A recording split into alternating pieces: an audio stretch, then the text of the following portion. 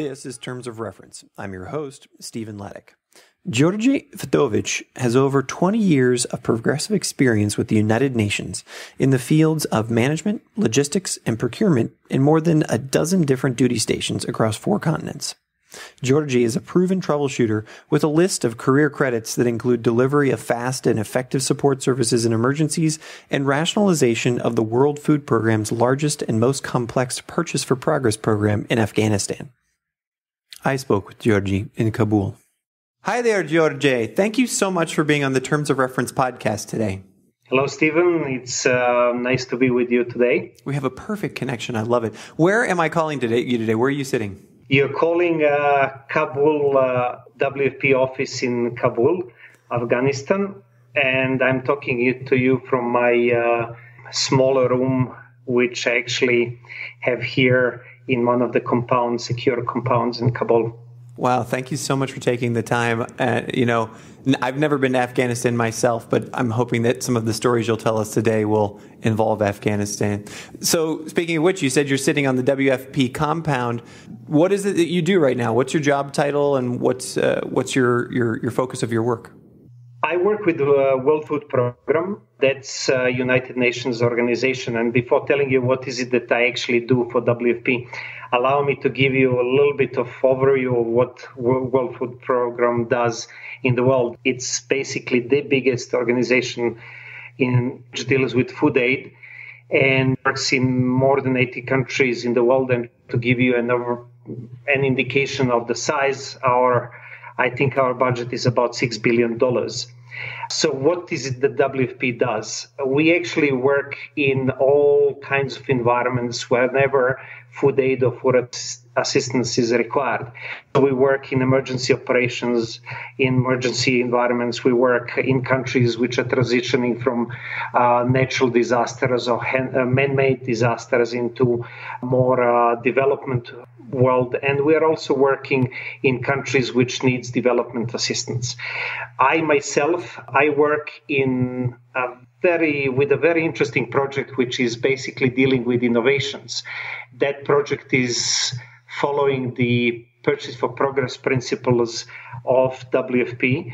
And our aim is actually to use our purchasing power and our knowledge to intervene around the various value chains, and in order to promote smallholders, which means smallholder producers of food, traders, and then food processors. And in Afghanistan, this is really a rather specific project.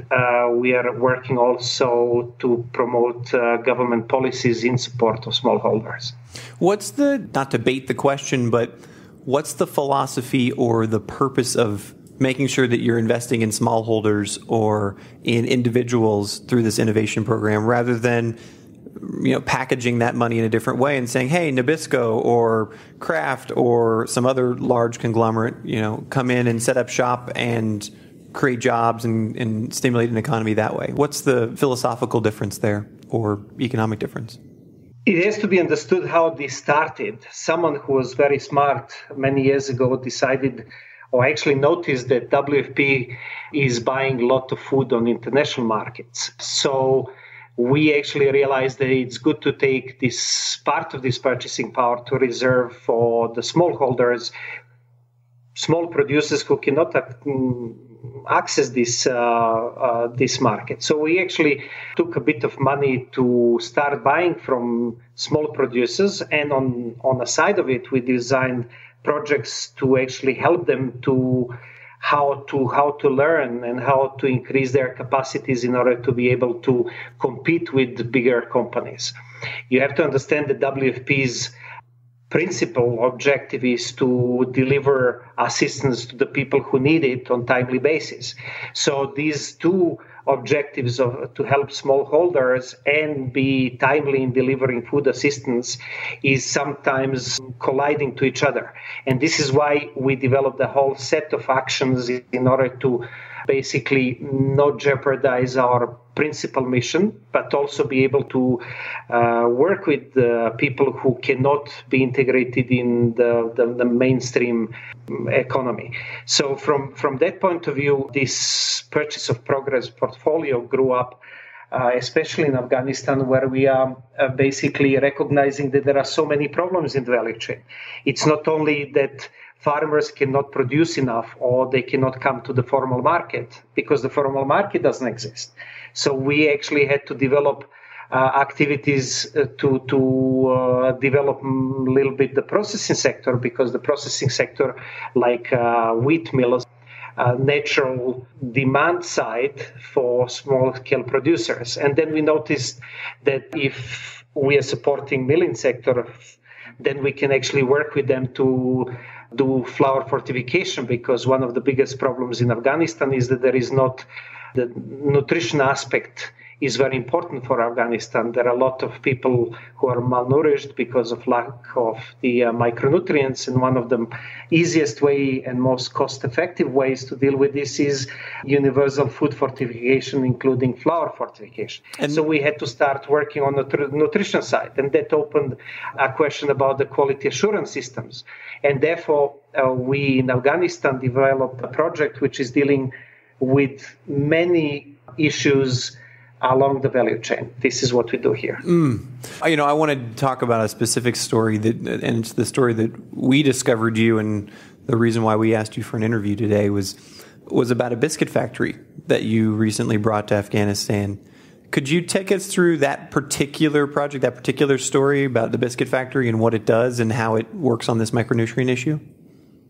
Yes, Biscuit Factory is one of the parts of the project that we have in support of small-scale producers. We realized that one of the ways to deal with quality assurance systems is actually to support producers of one of the products that WFP is using in its usual projects, which is high-energy biscuit. And we are using high-energy biscuits to respond to emergencies, and we are using it also as one of the items which is distributed in school feeding to the kids.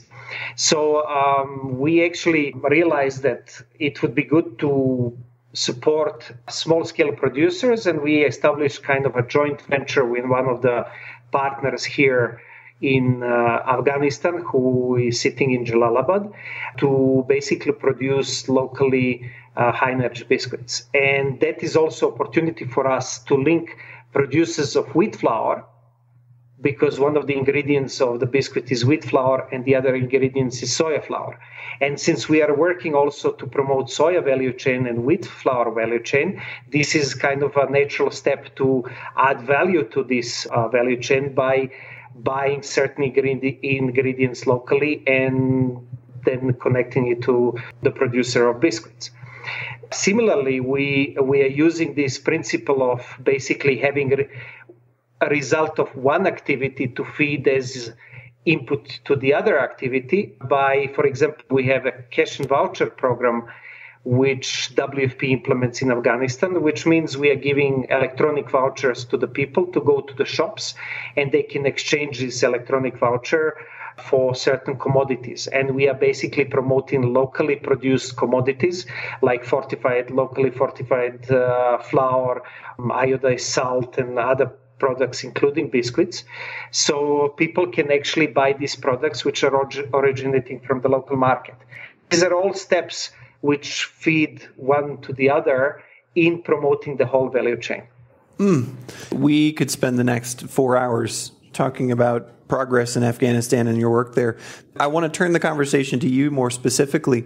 How did someone from Serbia find themselves eventually sitting in a container in a WFP compound in Kabul? What was your pathway into development and into humanitarian aid work? Did you just wake up one day and say, I know this is what I want to do? Did you study it, or was it a series of events? On the contrary, this was really not a conscious choice. I'm coming from a country which faced itself really big problems. I was born in Yugoslavia and I lived in a couple of countries. And it's really funny because I stayed in one place because the countries changed names 3 or 4 times. Same house, different country. Exactly. So I was born in Yugoslavia, which then changed its name to another Yugoslavia, and then finally we ended up being in Serbia. So I started in 1993 the Balkans because I was a designer. I was a designer in a company which was producing harvesting machines, and life was difficult, and I saw an opportunity to start working with WFP, not because I really knew what was WFP on that time, but it was an opportunity to actually do something else, which was more kind of productive. And what was really interesting and a joyride up to now is that I was given an opportunity to basically to learn and to try new things. And I completely lost my occupation. I have masters in mechanical engineering, and today I really don't remember anything from all the calculus and things that I knew quite well. But I learned really a lot. And the best part of WFP was that we were given opportunity to actually try new things. And I learned how to deal with commodities and warehouses. And then I was asked to go to the port to become a port captain to receive vessels. So naturally I have to read books about chartering and all other things. And then that allowed me to move to places and to start managing a little bit operations, and I start traveling around, and eventually I got international contract many years ago, and I was moving from one part of the supply chain to the other part, and this is how at the end I ended up in Afghanistan to manage this innovative project for WFP. And just to tell you how WFP works, just a few weeks ago I was in Conakry in Guinea, where I was working in support of Ebola emergency response. So I just came back here 2 weeks ago. So you went from the Ebola emergency back to Afghanistan, and how often do you get to step out of the emergency situation and actually sort of take a deep breath and connect with friends and sort of just have a relaxed time? Good part of working in Afghanistan and situation like ours, where we are confined in small space and we are always under security supervision in a way, is that we have frequent so-called R&Rs, where we have, I think every 6 weeks, we are allowed to go for a week and basically meet family or friends, whatever it is. Some people prefer to go for vacation. Some people are having families somewhere in the world, and then we go to see. So basically, how the life looks like here is you wake up in the morning, you check your security status, what is happening, then put your clothes on, sit in an armored vehicle to go to the office. Then you have all security checks on the entrance. You work the whole day. You come back. You meet some friends at WFP compound or UN compound, and then you sit on Skype and talk to your friends and family, and you wait for the next day.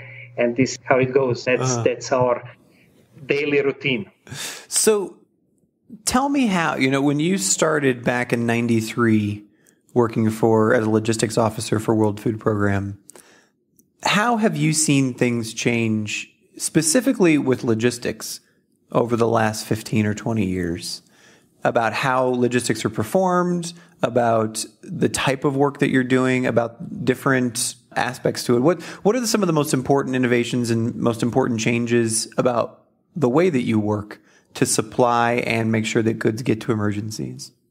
WFP has developed many different tools in logistics and in procurement and in project management in general. What I see as the biggest of changes, or maybe it's change in me, I wouldn't be able to tell exactly, is the way that we are starting to perceive things. It's not anymore one part of the problem. We are looking into much broader perspective. You see, world today is so much connected, and by connection in the world, we realize that everything that we are doing is so much connected, because as I just explained in what we are doing in Afghanistan. If you want to influence smallholder producers of wheat, they need to have a market for that, and that's a completely different ballgame. So we need to work in all the aspects of the value chain. So logistics and any other part of WFP work evolved. An excellent example is what I'm doing. I'm doing an innovative project, which is a pilot for WFP. And it's, when you think of a pilot, you would not think about a project whose value is $50 million. But this is what we're doing here.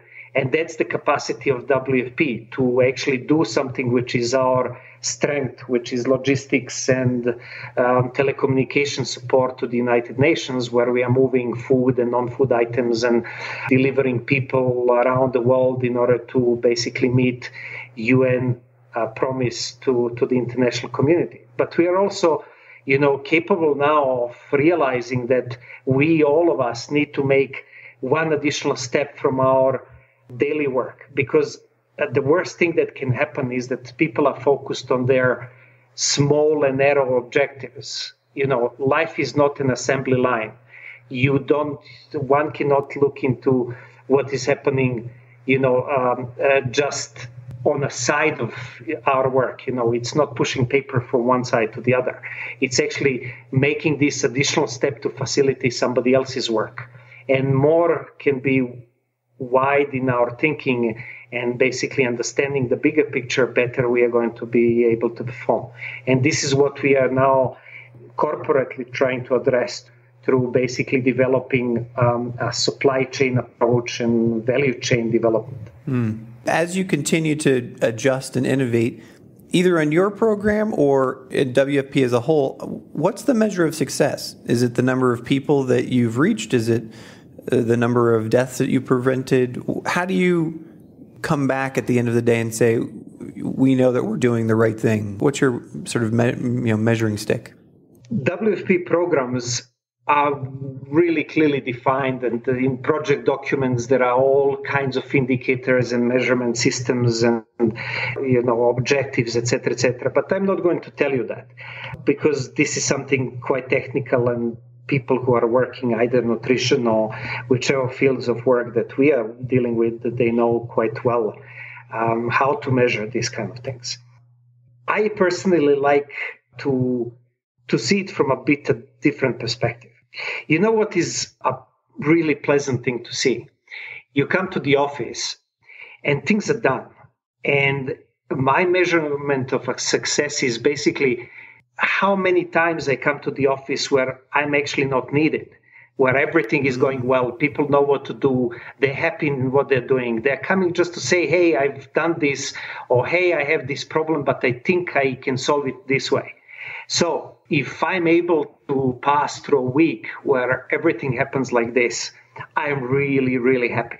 Other measurement of a success is how many people we leave behind, how many good people, competent people are left after I move to another place. Because really what we're talking about is, the strength is in people. If people in behavioral change, in understanding what is our objective. So if every one of us can do this little tiny piece extra to achieve something, which is over and above what says in our terms of reference, then this is what is going to move this world forward. Do you have any stories that you could tell us about, either a time you were working, maybe it was most recently in Ebola or there in Afghanistan, where you were working on a project and something unexpected happened, a surprising result or, something completely unusual that you got a result that you didn't expect? From my perspective, where I started to kind of see the change, it was a deliberate path to not do everything by myself. It was somewhere there in 2000 something, early 2000, when I actually decided not to, not to look in every single detail and make, things perfect, which is coming out from our unit on that time.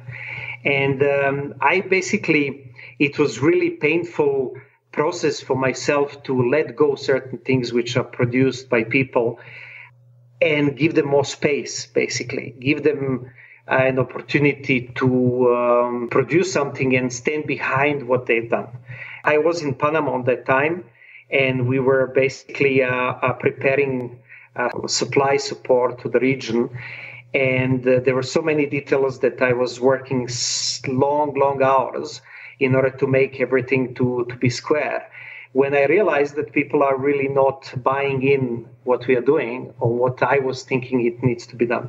So instead of that, I basically encourage people to do something, and it was really painful to see less than perfect thing from my perspective, which turned to be a perfect thing from the group and team perspective, because suddenly, they all kind of started to be involved and passionate, advocate for their ideas, etc., which definitely moved this project on.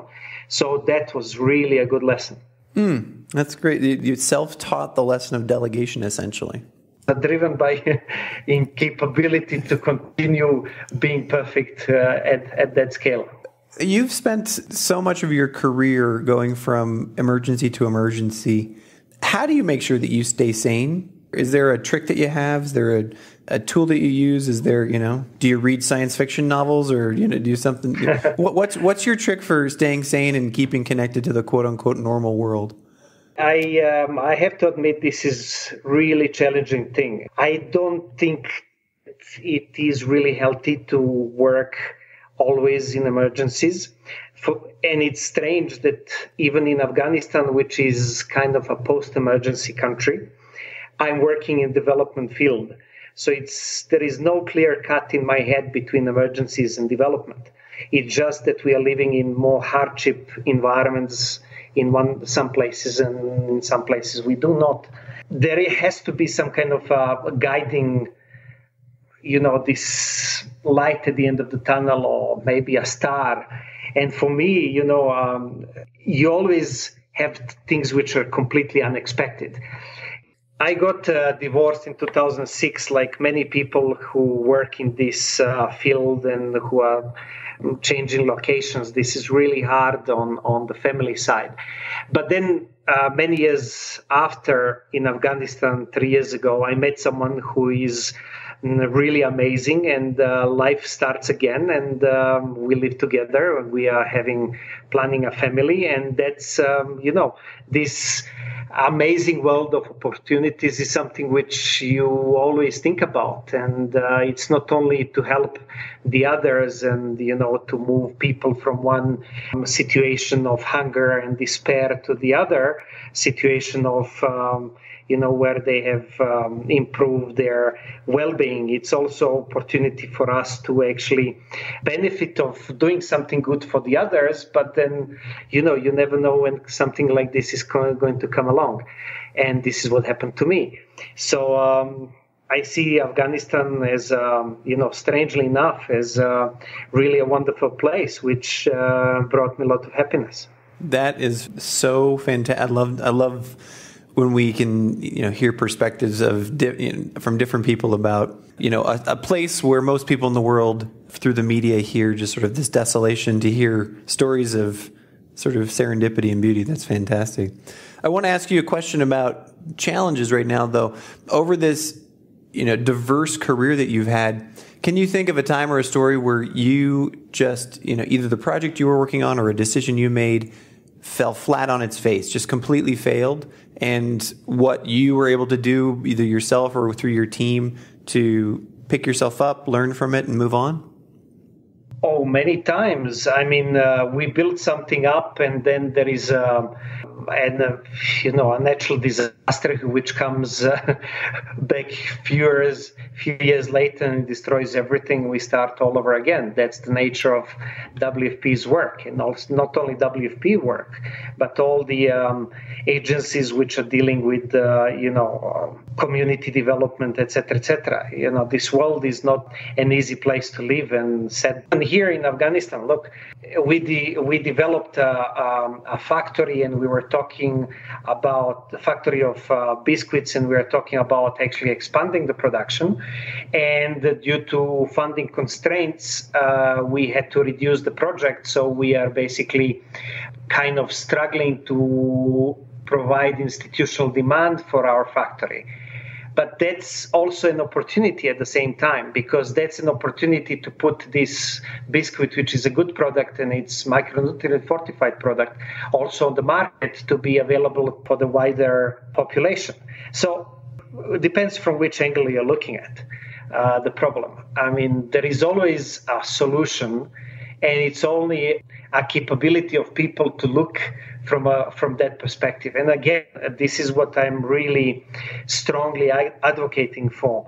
People need to have understanding of a bigger picture and always to find the solution from that angle. Because and understanding the reason, you can understand, the principle of basically flipping that into some kind of a positive outcome. I really hate myself to be in a place where people are asking questions that they can answer themselves only if they open their minds. I hate being in a place where people, are micromanaging and where you have to stand this indecisiveness, waiting for a decision, waiting for something to happen. There is no need for that. Every one of us is capable of basically utilizing experiences that we have and knowledge that we gain through formal education or through the job to find a solution. And the most positive thing that a manager can have is that someone comes and says, listen, I have a problem, but I think I can solve it this way. What do you think? So coming with a solution, even though maybe it's not a perfect solution, is just a perfect way to move on. I faced so many times frustrations with my superiors when, we are offering solutions, but there is no decision made. And, the nature of any non-governmental organization is to basically look into from so many angles. And if that takes too long, even the situation, the environment changes. So it's completely irrelevant what was the problem solving, what was the solution of a problem few weeks ago, because that's not the same problem anymore. So we need to be capable of basically being really efficient and decisive in our work. What's the next 5 years look like for you? Do you think it's more of the same? Do you think that you'll move on from WFP? Are you already excited about going to a different country? What do you think, if you show up in 2020, what will life look like for you? That's an interesting question, because it's actually a question of career development and also personal development. It's completely different looking from a perspective of a 25-year-old person or a 30-year-old person when I started, or a 40-year-old person or a 50-year-old person where I'm now. Life in the humanitarian aid or development world is complicated because it requires a lot of sacrifice, as it gives a lot of passion and opportunities to do something really interesting and to make a difference. So what is it I'm looking for? I would say, from my perspective, I would love to capitalize on all this experience, basically look into a little bit more from higher management perspective, and I don't know whether I'm going to have an opportunity to do that in WFP or another organization. I'm definitely going to pursue that. But I also look forward having this work-life balance. I spent, this is more than 3 years that I work in Afghanistan. I worked before that in Congo. I worked in a number of emergencies before. And my partner also works, as you can imagine, with peace. So it's not easy thing to find work for both of us in the same place. And I think for a while I'll be looking into having a little bit of that life where I can actually look not only how the project goes, but one important project, which is our baby, which is due in July. So from that perspective, I'm looking forward. Yes. Wow, that's fantastic. Yes. I hope that you'll be able to have a nice maternity leave or paternity leave and get some time to just spend with him or her. Yeah, WFP is good in that. We are provided with paternity leave and options to kind of have a little bit of extended stay, and then we are looking into WFP opportunities for this little bit of management work. I would definitely love to get engaged and see, the from a much bigger perspective, how the things work, because I think that, so far, which was getting me here was my capability to funnel from a big picture down to the tiniest of details and coming back to the same big picture. And this is, I think, indispensable skill that people who would like to be managers and people who are developing something need to have, because big picture without capability to understand dynamics at the lowest level, including the human resource, dynamics, which is really important. It's not good, as well as being involved in too many details and not being able to look into the bigger picture is also, it's not going to take you too far or too high. So what I would definitely love to pass on as a kind of my ideas or even advice, if I may say so. Oh, hey, I think you're gonna. Who are doing. I think you're gonna steal. Yeah, you're gonna steal my last question. It's the question that I always ask every interviewee, and you're about to go there, which is, what's your advice about how to create this career and sustain it? You see, that comes from probably a perspective that I'm trying to listen to you and where this conversation is coming from and where it's going. So what I would say is that anyone who wants to be really good in this needs to get every opportunity to work in as many different environments and really not shy off to move from one thing to another, but not just to jump from one place to another or one job to another. Just people need to get into it. They need to understand the principles, the why. The question is always, why is it like this? Why this happens? Where it's come from? How we can actually deal with this? And then stay honest to themselves, really maintaining integrity, which means one has to think with his or her own mind. And even though sometimes it's a career challenging to do that, at least we have ourselves if we really pursue our own point of view and our own full integrity. One additional thing which is extremely important is to try to see from other people's perspective, because we are working in a world which is so big and vast, and the best part of it, it's really it's diversified. So that's, the biggest strength that the world has is this diversity.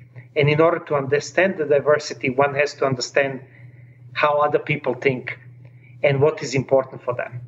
And once we are capable of that, then there is always a solution, because we understand what is important for other people. Djordje, thank you so much for taking the time to speak with us today from Kabul. Thank you for having me. It's really pleasant to be with you and basically have a chat on these issues, which sometimes are too technical and sometimes are too bureaucratic. But when we actually have a nice talk like this, it would have been better over a coffee. But then we are going to leave it when you come to Afghanistan. I'm going to look forward to that coffee when I come to Afghanistan. You're always welcome. You've been listening to the Terms of Reference podcast from 8preneur.com. Subscribe to us on iTunes.